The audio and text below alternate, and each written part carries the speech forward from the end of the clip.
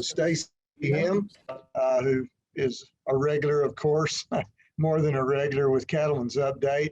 And so I'm going to turn it over to her. She's going to talk about the mobile slaughter project that she and others have been working on here for the last several months. So without further ado, Stacy, it's all yours.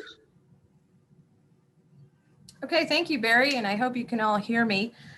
Today I'm going to talk about a project that we undertook this summer, and we've been doing a lot of different things this summer, but I want to start out, and we've had some questions for Brett about our Nevada meat processing and what our environment in the state really looks like.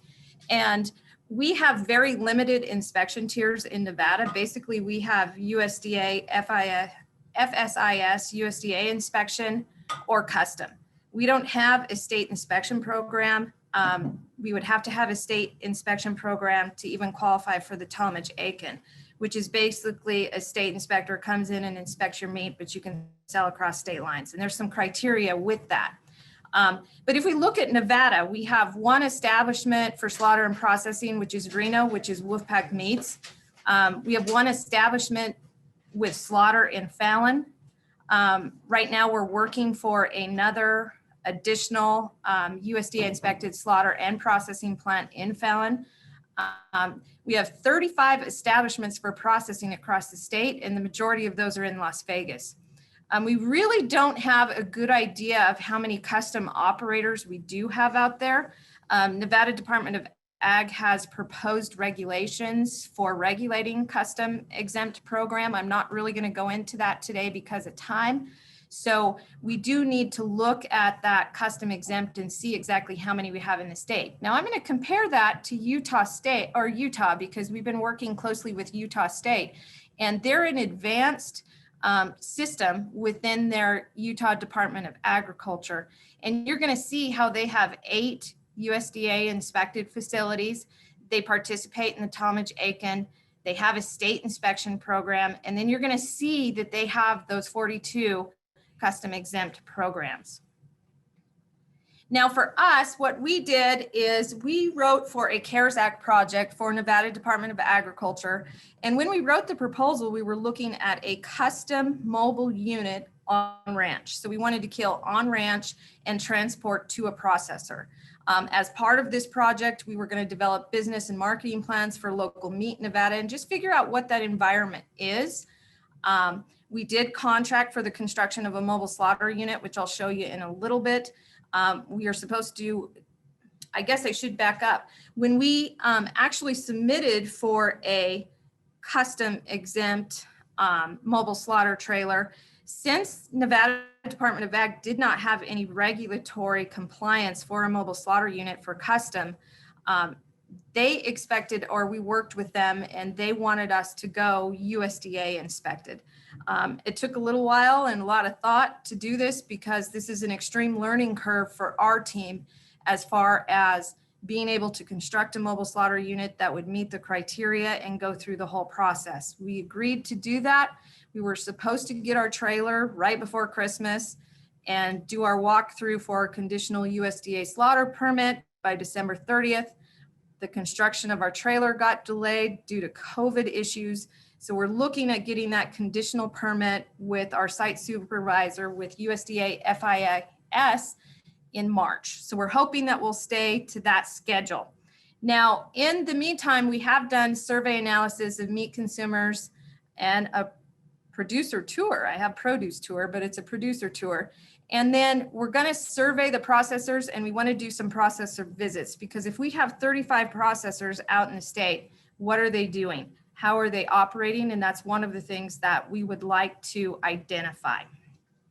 So our project team basically we tried to come up with a robust project team that could help us as we build budgets, business plans, and this consumer preference economics is very important, and then the quality of the livestock. We also do have different faculty within Extension that are asking to be a part of the program, that want to be trained in like developing HACCP plans and SSOPs. So the project is expanding at this time. So I'm going to start with our consumer preference, and we have Catherine Lacey that helps us with our consumer preference. She's out of the College of Business. She does work for the Ag Experiment Station a certain percentage of time. And we teamed up with Utah State University, and we decided to do this consumer preference survey. And there were 1,000 telephone responses from Utah and 1,000 responses from Nevada. Distribution was based on zip codes. And of course, our largest population center is Las Vegas because we aligned zip codes based on our US Census data. We plan to continue to do a lot of this research, and in the slides that I'm going to show next, you're going to see why we have so much to do in Nevada as far as identifying consumer preferences. So first of all, I'm going to compare us to Utah in our data. So have you ever purchased meat or produce directly from the local producer? If you look at Nevada and Utah, you can see kind of a difference there. But then when we did our producer tours that I'll get into a little bit later, we found out that we have huge differences in our state between Clark County and the rest of the state and those consumer preferences. While you may not see a huge difference in this question, you will in the next few questions that we did have. So if we pay attention to, have you ever purchased meat or produce directly from a local producer? So let's go back to Utah and how important the following reasons that you have not purchased. And you look at that, we're finding that a certain percentage of our consumers just like it easy. They want to go to the grocery store. They want it easy access. But the other part is they don't know how to purchase from a local meat producer. So if we look at some of these numbers, okay, let's go to Las Vegas, Clark County, and the rest of the state. What does that look like? And you see again that they do like those grocery stores. And that's where Brett was talking about your distributor, which I'll get into a little bit later. But they also don't know how to purchase meat from that producer. So you do have potential for some niche markets there. Now, again, we go into Nevada versus Utah and rank your preferences for the type of retailer if you were to purchase your meat locally. They want the supermarket. Followed by, there's some in Utah that want direct from the farm, but it's interesting that Nevada was a little bit different than that. Now, if we go down to Clark County, Nevada versus all other Nevada, you see the supermarkets up there. What I found interesting about this one is Clark County wasn't really into the butcher shop where you have all other Nevada that's a little higher. Clark County did have a certain percentage that wanted it direct from the farm. And we always have those small percentages that do like buying at those farmers markets. Okay, here's where we get to the price markup. And if you go Nevada versus Utah, what is their willingness to purchase? And we use ground beef for this survey. That's the only type of beef that we use. And what is the willingness at these various markups? So you're going to see that there's a difference between Nevada and Utah as far as this willingness at the markup, especially once you get to that 20%, 30%, and 40% markup. So let's turn to Las Vegas and the rest of the state. So in looking at that ability of that, or that willingness to pay at a markup, it's kind of interesting at the 20% level, but then when you get to that 30% to 40% level, there is some potential there. Now, one of the things that we've identified in our project and why we need to do so much more consumer preference research is we have a big difference in our state between what is happening in Washoe County, which is primarily the Reno area, Reno Sparks, and Clark County, which is Las Vegas. I have colleagues that feel that that's attributed to, we're seeing more transplants from San Francisco and that area of California into the Reno area, and we're seeing more transplants from LA into Las Vegas. I don't know if that's true or not. We have not done the research to really identify if that is exactly what's going on. But we do know that the local, I guess you would call it foodie market, is more in the Reno area than it is actually in the Las Vegas area. And we really found that out when we went on a producer tour. In October, a group of us went to Southern Nevada, Western Nevada, and Northern Nevada, and we were meeting with several producers. We do have one of our largest pork producer is actually in Southern Nevada. You know, we look at Northern Nevada, and that's our cattle producing county. We look at Western Nevada that kind of has a mix. It has a lot of cattle, it has some sheep, and it does have some pigs. So what is that environment out there? And our questions were, what is the need for USDA slaughter? What is that need for custom slaughter and processing? And do we need to intertwine them both? Because when we start looking at an enterprise budget for any type of mobile unit, we're finding that you kind of need to intertwine both custom and USDA to make it cash flow. And we haven't really released any of our budgets, but the preliminary budgets that we're coming up with is that you need to be able to do both. Or if you have custom, you probably need to do a lot of wildlife. So a lot of deer, a lot of elk, that's going to help you cash flow. But what we found in Southern Nevada is basically the avenues, even the distribution for Grow Local is not there. So what does that look like? We do have some producers down there that do very well selling custom. We have 2 entrepreneurs that are looking at a small processing plant, slaughter and processing plant down in Southern Nevada, actually in Lincoln County. So we've kind of helped them with some cash flows and some budgets. And we're hoping that they have the ability to come online because there is that demand at that small niche value added market. So one of the things that's interesting too is that in Northern Nevada, they weren't interested in USDA inspection. You have some top-notch producers up there that are selling high-end meat. You have an individual that has some of the best genetics in lambs in the United States. She only sells so much, so the rest as a value-added product, she puts that into selling the meat of those lambs. She wants them processed a certain way, but she wants to sell a whole lamb. She wants to sell it live, and she wants to sell it under USDA exempt. We're seeing the same with some of the livestock producers. We have some producers up there that are small that do the Wagyu and maybe an Angus cross. They also want to go custom because they're selling that live animal. So we saw a very different environment in Northern Nevada. Now, Western Nevada was even a little bit different. While they wanted to do some custom, they needed the USDA inspection because they're going to a lot of farmers markets and farmers markets, or they're selling boxed beef, which I'm not really going to go in today, which is a whole different marketing type niche market, but they are selling that boxed beef. Now I'm going to turn to our slaughter trailer and how we had to design this, looking at the federal regulation and then working with USDA and working within our team. Do we know this is going to pass inspection at this time? No, we cannot guarantee it, but we have done everything in our power to try to ensure that it does pass inspection. So one of the first things that we ran into, and the shop was able to make this change, and then they got hit by COVID. But if you look at the height, this trailer is 30 feet long.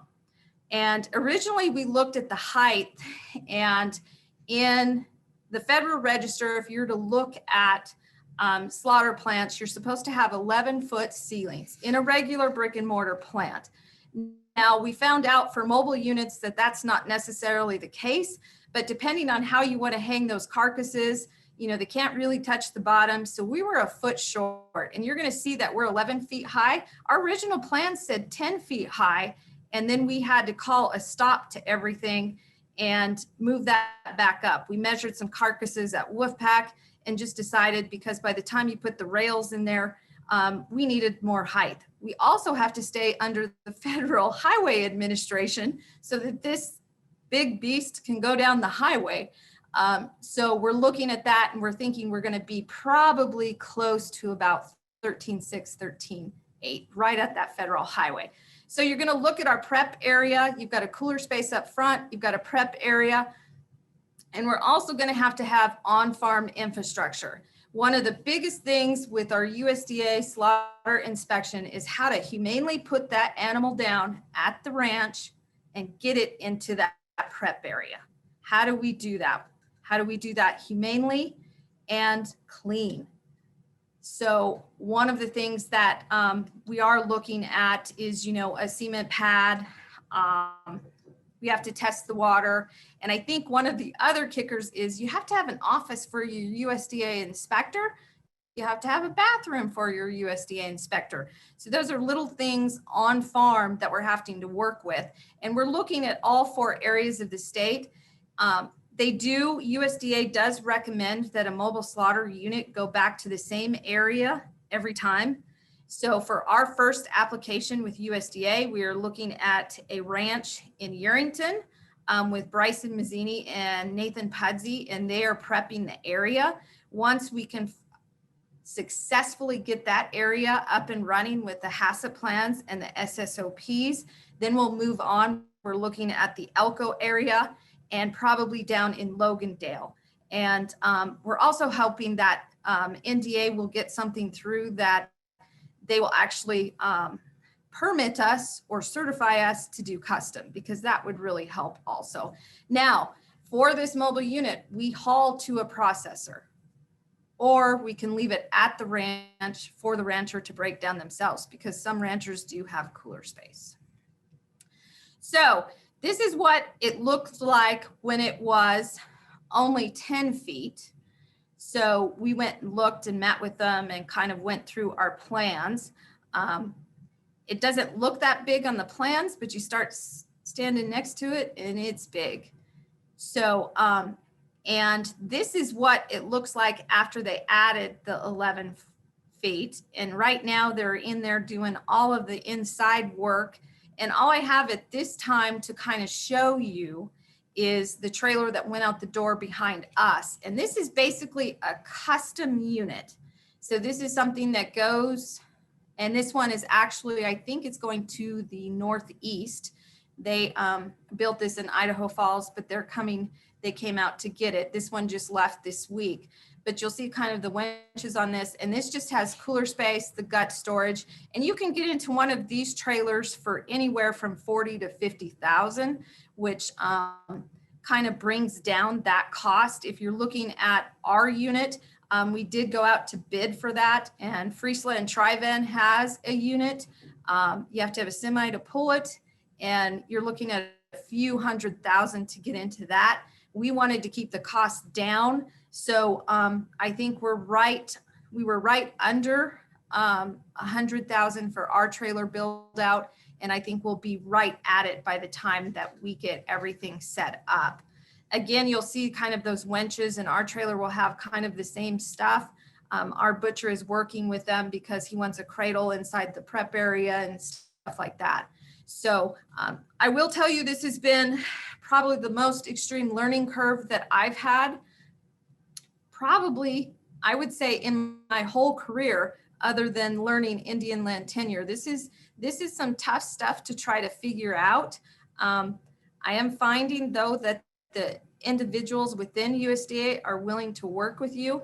And one of our long-term goals with Extension is, let's get this template for a mobile slaughter unit up and running. Let's get it USDA inspected, and let's get it running. We also would like to do the processing, but we have another important issue as we build this infrastructure for Nevada, whatever it may be, during COVID or what we're moving into after COVID, but we do not have a workforce. So it's extremely hard at this time to find a butcher that has the capability of knocking down an animal on the farm, getting it, humanely into a trailer, slaughtered, and to a processor. And then we have trouble finding that workforce for the processors. We ran into that with some plants that are trying to get online with USDA inspection, and plants that are just trying to get up and going. And also, some of our custom guys have been in it a long time and they're tired. So they want to retire, but they really can't find individuals that want to do it. And there's such a need at this time. So as extension, we want to come up with this template that we're hoping entrepreneurs will want to get into the business at those unique levels in niche markets and value added markets. But we also want them to be able to be successful. And that's where we're hoping that, you know, our economics team with the budgets can help. Now with this type of unit that I'm showing here, Farm Service Agency has a storage program. It's a farm storage program. So basically right now, these trailers qualify under that program. And I wanted to kind of let everybody know that in an ending, the interest rates are very low on that. I believe it's 0.25% for 3 years. It's 0.5% for 5 years. And I think it goes up to 1% at 15 years. So if you're looking at something custom right now, and custom is where you sell that live animal in a meat share, and then you have somebody go out and slaughter it, there is a need for that right now. And I think a lot of ranches could take advantage of that as a value added for all those calves that they can't really put into their lots. So with that, I don't know if I've gotten any questions, but we will continue our consumer research. We will continue moving forward to try to get a USDA inspected mobile slaughter unit. We would love to take the next step once the mobile slaughter to do mobile processing with the ultimate goal of creating that workforce. So with that, I thank everybody for their time, and don't hesitate to contact me if you have any questions, and we're just going to continue moving forward.